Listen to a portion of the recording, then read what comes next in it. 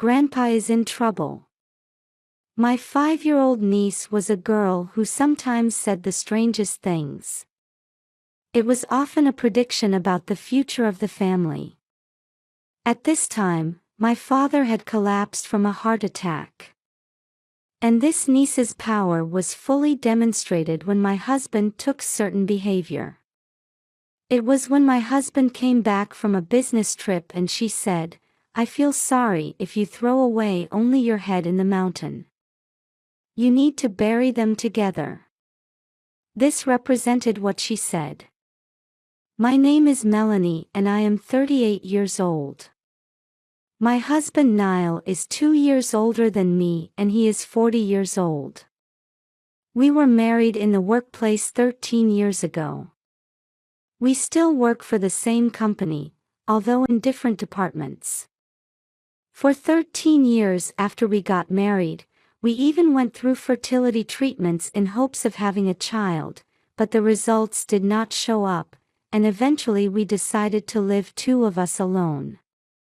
There is not a day that goes by that I don't imagine how much fun it would have been to have a child, but even so, my life together with my husband was enjoyable in its own way and I was content. Besides, my sister had a daughter, Tara, who is now 5 years old. She is a cute little girl, and she is very friendly with me. She comes to our house about twice a month, and it is our custom to have dinner together. For these dinners, I have even been researching menus that I think the kids will like. Now, I enjoy making a menu that Tara will enjoy. Tara has a little mysterious power. At first, it was a trivial thing, so I didn't pay attention to it. It was when she came to visit us, she would say, "You're having pasta for dinner tonight, aren't you?" I love pasta, and she guessed exactly what was on the menu for dinner.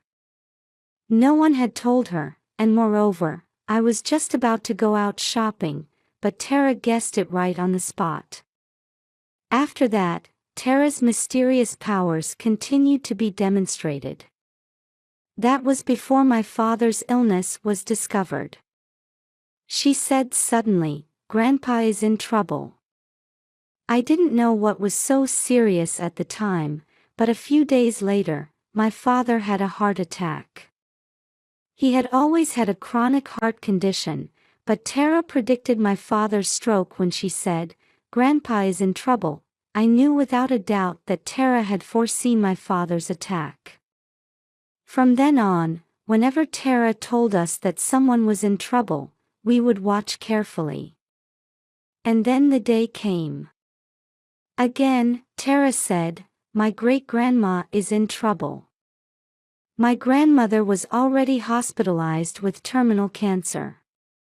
If my grandmother is in trouble, does it mean that she is dying soon? The whole family kept a close eye on my grandmother's condition. And then, a few days later, my grandmother breathed her last. I thought of that, and counted the days from the day she predicted my father's attack to the day he collapsed, and the days from the day she predicted my grandmother's death to the day she really died, and it was exactly 4 days. Thus, 4 days after Tara's prediction of "someone is in trouble," it became a common theory that something would happen. After that, she said to me, "Auntie Melanie is in trouble." I had no pre-existing condition and had no idea what the trouble was. However, 4 days after Tara said so, something always happens. It was a confirmed fact, so I went about my daily life after those 4 days, being very careful. Then, I was on my way home. I was waiting at a traffic light on a busy street when a car plowed into me from behind, honking its horn. I immediately thought, "Is this what Tara predicted?" and I was able to avoid the car. The car just rammed on an electric pole at a tremendous speed and was badly damaged. It is no exaggeration to say that I was saved thanks to Tara's foresight. I was able to return home without any problems after that, so I knew that Tara's prediction was a traffic accident. I called Tara as soon as I arrived home. Tara. Thank you for today. I was relieved owing to you. Thank you so much for telling me that I will be in trouble. Tara seemed so happy that I could tell even through the phone, and said, "Ha ha ha, I'm so glad nothing happened to Auntie Melanie." Tara's power seems to only apply to family members at the moment, but I felt that it is also a power that should not be revealed to anyone. If it were to be misused, it would be Tara who would be hurt. However, there was one person who was uncomfortable with this power, and that was my husband. My husband also loved Tara very much when she was little. However, when this power was demonstrated, he started to distance himself from Tara. I once asked my husband, "Do you already hate Tara?" He replied, "Not exactly, but it's kind of creepy, isn't it? It's one thing to guess what you're going to have for dinner, but to guess what's going to kill you or what's going to make you sick. Don't ever tell anyone else that she has that kind of power." How could he say that about our lovely niece, that she is creepy? I don't think there is any need to hate Tara in such a way, even though her power is something that applies only to our family. No matter how many times I told my husband not to give Tara the cold shoulder, it didn't help, so I decided that he and Tara should have as little contact as possible. Well, as I tried to avoid contact with Tara, to my surprise, my husband began to avoid me as well. First, he started coming home late. When he came home, we hardly ever spoke, and the only thing he would say was, "You're getting ready for a bath, aren't you?" Of course, when I tried to talk to him, he would say, "I'm tired from work, please be quiet," and would not speak at all. Even on holidays, he goes somewhere by himself. He never seems to say where he is going. In addition, I feel that his opportunities to go on business trips have increased. Originally, he went on a business trip once a month, but the number has increased to 2 or 3 times. I had no idea what this meant at the time, but one day an incident occurred. My husband was going on a business trip starting that day. It was for day and night. My sister and her family were going to stay with us during this period. I finished my work on time and went home as soon as I could. Soon after, my sister and her family arrived. "Hey, everyone, welcome. I'm going to cook dinner now, so please wait here for a moment." Then Tara said, "Dinner tonight is hamburgers, right?" With her usual mysterious power, she guessed it right on the spot. "Yes, yes, hamburgers. Will you help me?" I was no longer surprised by her power and asked Tara to help me. "Yes." Tara cheerfully responded, and we began preparing hamburgers. We finished cooking dinner and spent a pleasant dinner time with my sister and her family. I took a bath with Tara and we had a parent-child kind of time. Then, in no time at all, it was time for Tara to go to bed. Now it was time to enjoy drinks with my sister and her husband. I casually mentioned that my husband was avoiding me. I feel Niall has been avoiding me lately. He comes home late, and we don't talk much anymore. What could be the reason? Oh, isn't it just your imagination? Niall has always cared about you, hasn't he? I don't know. But he seems to be going on more business trips, and he also goes out alone on his days off.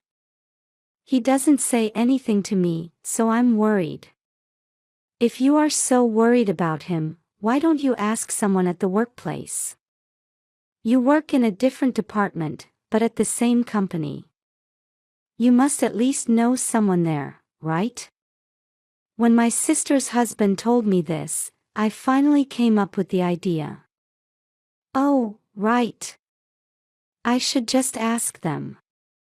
I thought there was nothing I could do about it. I should have done what I had to do before worrying about it. Once I thought that, I suddenly felt energized. I decided to talk to my colleagues at work as soon as possible tomorrow. In the meantime, it was 2300 hours at night. It was time to go to bed or I would have trouble tomorrow. Then Tara, who I thought was sleeping, woke up. Uncle Niall is coming home. Something is weird, she said. Tara, Uncle Niall isn't coming home today, okay? I said so, but she said, no, he's not. He is already on his way here. He will be here soon. If Tara said so, it must be so. But why would he come home at such a late time when he said he was on a business trip? I have also been feeling somewhat disturbed. Soon after, the front door was open. We all went to the front door to meet my husband, who looked gaunt and tired. As soon as she saw him, Tara said, Uncle Niall, I feel sorry if you throw away only your head in the mountain. You need to bury them together. What? My sister and her husband and I, who were there, looked at Tara, and our heads were filled with question marks. But my husband was different. Distraught by Tara's words, he took out a self-defense bat that we had kept in the umbrella stand. He swung it at Tara. Look out! I shouted, and immediately my sister's husband stepped in between us. He caught the bat, picked it up, twisted up my husband's arm, and seized him. What an amazingly quick action. Come to think of it, my sister's husband had studied self-defense. He would never have thought that self-defense would come in handy in a situation like this. My husband, who had been held down on the ground, was initially flailing about, but gradually gave up and became quiet. My sister was hugging Tara. I decided to talk to my husband, who was being restrained. Honey, no more outbursts. I'll get him to let go if you promise. My husband nodded slowly to my words. I asked my sister's husband to let go of his hand. Then my husband was released, but he was unable to move from that spot for a while. I urged him to stand and he finally did. Then we gathered once in the living room to talk to my husband. I would ask him to tell us what Tara had said earlier. I secretly started recording using the voice recorder function on my phone, just in case. If my husband tries to run away after this, I will submit this recording to the appropriate authorities. And he told us everything. These months. From the time he became cold to me, my husband had been having an affair. Her name is Bella. She is 28 years old, much younger than me. Half of his recent trips, which he claimed to be business trips, were cheating trips. Today, my husband went out with the intention of going on another affair trip. When they arrived at the hotel, they started fighting over a trivial matter. Then, the content of the conversation gradually changed to a request to leave me.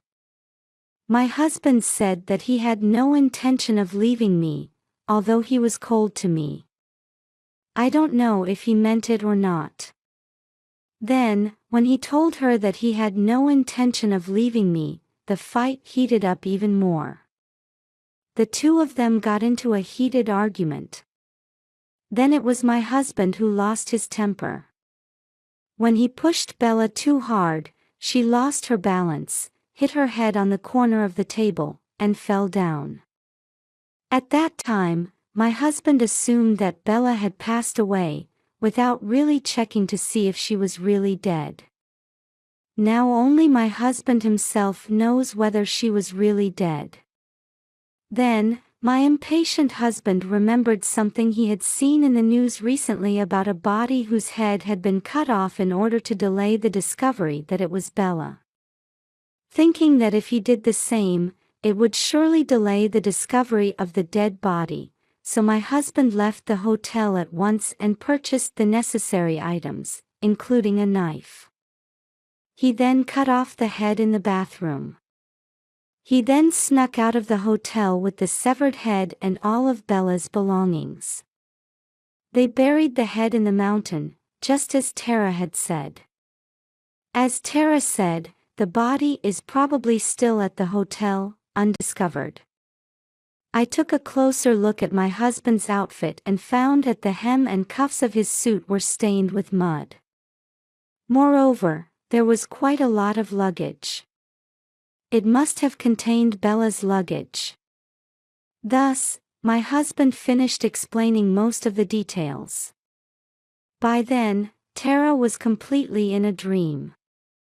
I don't know if Tara can understand this story, but I don't want to make her listen to this disgusting story. I am glad she went to bed early. When my husband finished the story, he said, "Can you please keep quiet about this? Because we're family, right? You'll protect me, right?" He clung to me. "No way. If you honestly don't want to go to the police, we'll go to the police and tell them this story," I said coldly. "But you don't have any proof. You don't know who Bella is or which hotel she stayed at from my story alone, do you? And you don't know which mountain Bella's head was dumped on. Or what? Are you going to ask Tara to predict which mountain Bella's head was dumped on?" My husband's eyes were full of madness as he laughed. "I thought it would be easy. If a body is found tomorrow morning with no head, and it is a woman named Bella, and I am sure it is my husband who is out of the loop, they will be able to track the city's security cameras and find out where he went in no time. If they know which mountain she is buried in, I think they can find Bella's head quickly using police dogs, police manpower, etc. I got this whole conversation recorded. If I take this to the police, I think it would make a great piece of evidence. It's not that I don't have any evidence. I think it would be better for you if you went to the police quietly, wouldn't you?" When I finished my explanation, my husband sagged. The next day, I took him to the police station. The day before, while going through my husband's belongings, we found a package belonging to a woman named Bella. It contained an employee ID card, and I found out that she was my husband's subordinate at the same company. As long as they knew it was a subordinate, all they had to do was contact the company and they would know any information immediately. My husband would have come home with the package and hoped to delay the discovery, but on the contrary, it turned out to be an early discovery. Stupid husband. I thought he was too shallow to think. Well, I am sure that without Tara's words, the incident would not have even been discovered, but I am beginning to think that Tara's presence in our home was not a coincidence. It was inevitable that Tara was in our home. Speaking of which, I felt that Tara's behavior had changed a little. She has forgotten everything that happened yesterday. Her own words, "Feel sorry if you throw away only your head in the mountain," had all disappeared from her memory. Besides, I felt that the atmosphere had changed a little. She had looked more mature before, perhaps because of her mysterious power, but today she looked like an energetic girl of 5 years of age.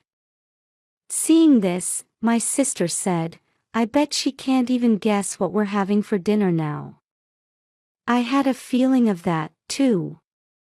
It seemed that Tara's mysterious power had been used up yesterday. After that, my husband confessed everything to the police. He must have thought that he could no longer escape, as we admonished him to do. If he could not escape, I think he thought that he would get a lighter sentence by admitting his guilt. I mean, it seemed to me that it was impossible to get a lighter sentence for taking someone's life and breaking up the body, but if that's what my husband thought, I thought it was fine. We divorced while my husband was in prison. The fact that my husband was a murderer was unbearable, but more unforgivable was the fact that he had been unfaithful. We had a thorough discussion with my parents-in-law, and they agreed to cover the fees for the affair. I would have also filed a claim for alimony against a woman named Bella, but she passed away. I decided not to file a claim. I simply decided that it was better not to have anything more to do with Bella's bereaved family. My husband won't be able to get out of jail for a while. It is hard to believe that after all the things he has done, he is in the news and his sentence is so light. I hope he will spend his days reflecting on what he has done. On the other hand, I decided to quit the company I had worked for and change jobs. I didn't feel comfortable at the company where my husband and his adulterous partner were. It was not my intention to run away from the company, but I decided to quit because it would only make people around me feel uncomfortable. I was introduced to my new job at a business partner of the company where my sister's husband worked. The fact that I could earn the same amount of money as before was also a good point. I also moved out. I rented a new apartment that was large enough for one person. I didn't want to be far from Tara, so I rented an apartment not too far away. From now on, I hope to enjoy the single life and get along well with my sister and her family. I want to work hard and play hard so that my life alone will be enjoyable.